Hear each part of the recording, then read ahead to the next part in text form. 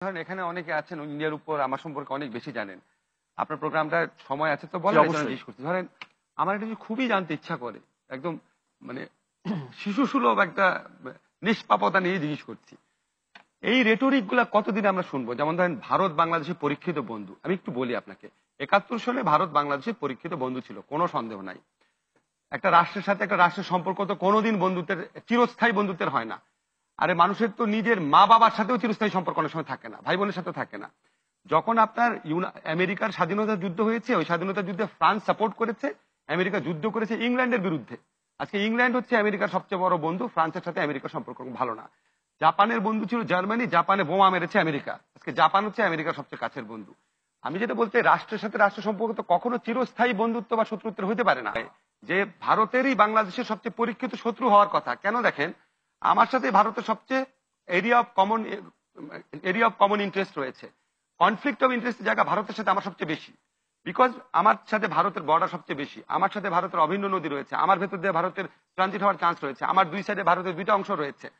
আজকে অন্য দেশ তো আমার থেকে অনেক দূরে, আমার সাথে একমাত্র মিয়ানমার এবং ভারতেরই সবচেয়ে বেশি কনফ্লিক্ট অফ ইন্টারেস্ট হওয়ার কথা।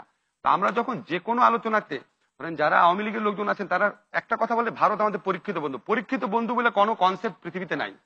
আরেকটা হচ্ছে, কিছু লোক আছে ভারত বিরোধী, তারা বলে ভারত হচ্ছে আমাদের শত্রু। পরীক্ষিত শত্রু বলেও কোনো কনসেপ্ট নাই। এখানে একটা রেশনালিটি নিয়ে আজ পর্যন্ত আমরা ভারতকে বোঝার চেষ্টা করেছি কিনা, এটা হচ্ছে আমার প্রশ্ন সবার কাছে। একটা কথা আমি জাস্ট একটু বলে নেই যে আজকে যদি আমাদের দেশে কেয়ারটেকার গভর্নমেন্টের অধীনে একটা ফ্রি অ্যান্ড ফেয়ার ইলেকশন হতো, আমরা যতদূর বুঝতে পারি গণরায় এমন ভাবে হতো যে ভারতের সাথে আমরা উপযুক্ত দূরত্ব, উপযুক্ত আত্মসম্মান বোধ নিয়ে আজকে আমরা কথা বলতে পারতাম। আনফর্চুনেটলি এখন আমরা এমন একটা বাস্তবতায় রয়েছি যে এই সব কথা শুনতে হয়। এখন শুনতে অত্যন্ত দুঃখ লাগে, গ্লানি, স্থায়ী এই বন্ধুত্ব করানো যাবে না। ভারত কিছুদিন আগেও, 3 দিন আগেও একজন বাংলাদেশিকে পিটিয়ে মেরেছে, বেয়নের দিয়ে খোঁচায় খোঁচায় মারছে। এটাই কি বন্ধুত্ব? এটা জেনে শুনে, জেনে বুঝে দিল্লিকে জানায় তারপরে এরকম কাজ করে। আপনি দেখবেন আগামী দিনগুলোতে মোদির আশকারায় এই বিএসএফ কিভাবে বাংলাদেশিদের হত্যা করে। এরা আমাদের বন্ধু রাষ্ট্র? ভারত কোনোদিন আমাদের বন্ধু রাষ্ট্র হতেই পারে না। ভারত আমাদের শত্রু রাষ্ট্র, এটা স্থাপিত সত্য। তাদের যে কাঁটাতারের বেড়া আছে, এই কাঁটাতারের বেড়া দুনিয়ার কোথাও নাই। আপনি বাস্তবতা দেখেও যদি চোখ বন্ধ করে থাকেন, একটা আনইলেক্টেড গভর্নমেন্ট এরকম কথা বলতে পারে। ইলেক্টেড গভর্নমেন্ট হলে কখনো এই ধরনের কৃতদাস সুলভ কথাবার্তা বলতে পারতো না।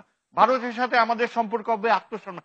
আমরা ওয়ার্ল্ডের 7th লার্জেস্ট স্টেট, আমরা বিশ্বে অনেক রকমের অর্জন করেছি, সেখানে ভারত আমাদেরকে বাধা দিতে পারেনি। আজকে দেখেন নেপালের কি অবস্থা।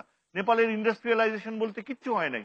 আজকে বাংলাদেশিরা ভারতে গেলে হোটেলে থাকতে হলে জিজ্ঞেস করা হয়, পাকিস্তান আর বাংলাদেশিদেরকে থাকতে দেয়া হয় না, তাদেরকে অন্য জায়গায় যেয়ে থাকতে হয়। আজকে ভারতীয়দেরও এখানে একই ট্রিটমেন্ট করা উচিত, যে আমাদের হোটেল যারা থাকতে পারবে না ওই যে দূরের হোটেলে থাকুক, গ্রামে যেয়ে থাকুক। আমাদের তো সেই আত্মসম্মান বোধ নাই। আমরা কোথায় চলে গেছি? আমরা ভারতের কাছে আপনি যদি বলেন প্রত্যাশা করতে পারি না, আপনি বোধহয় আমি একটা বাক্য শুধু যোগ করতে চেয়েছিলাম প্রফেসর শহীদুজ্জামানের সঙ্গে। সব বুঝলাম, ভারত আমাদের পরীক্ষিত বন্ধু, ভারতের শত্রু। না না না, আমি বললাম যে সব বুঝলাম, সব বুঝলাম যে ভারত পরীক্ষিত বন্ধু, ভারতের হাজার হাজার জওয়ান মুক্তিযুদ্ধের সময় রক্ত দিয়েছে, এই স্বাধীনতার রক্তের সঙ্গে। আমাকে খালি ছোট্ট একটা প্রশ্নের জবাব দেন। সব তো দিলাম আমরা ভারতকে, আমার ট্রেডে why Bharat is having all this non tariff barrier, যে আমার গুডস ইন্ডিয়াতে যেতে পারে না? কি অন্যায় আমি করেছি? আমি যদি বন্দী হই ভারতের, তা আমার পণ্য কেন যাবে না ইন্ডিয়াতে? Why there should be মানে নন ট্যারিফ ব্যারিয়ার? আমি বলি বলেন কেন why there should be non tariff barrier? বন্ধুত্বের সাথে ট্রেডের এগুলো কিন্তু সম্পর্ক নাই। ডেফিনিটলি আছে, ডেফিনিটলি আছে। না, those diplomatic jargons are outdated today. I'm sorry. আমি বলি আমাদেরকে তো নেগোশিয়েট করতে হবে উইথ ইন্ডিয়া। এটা আমাদের। তাহলে আমি বলি অ্যাম্বাসেডর আশফাক, হ্যাঁ, আমার স্কয়ার, হ্যাঁ হ্যাঁ স্কয়ার এখন বলবে যে তাদের বিজ্ঞাপন দেওয়া হচ্ছে, স্কয়ার টয়লেট্রিজ হ্যাঁ, প্রথম কয়েক মাস দিল, তারপরে আগরতলা ওরা কি বললো, সেন্ট্রাল গভর্নমেন্ট এক সার্কুলার নিয়ে আসছে যে এই সার্কুলার অনুযায়ী স্কয়ার টয়লেট্রিজ পপুলারিটির কারণে স্কয়ার টয়লেট্রিজকে আটকে দেওয়া হলো। আপনি নেগোশিয়েট কি দিয়ে করবেন?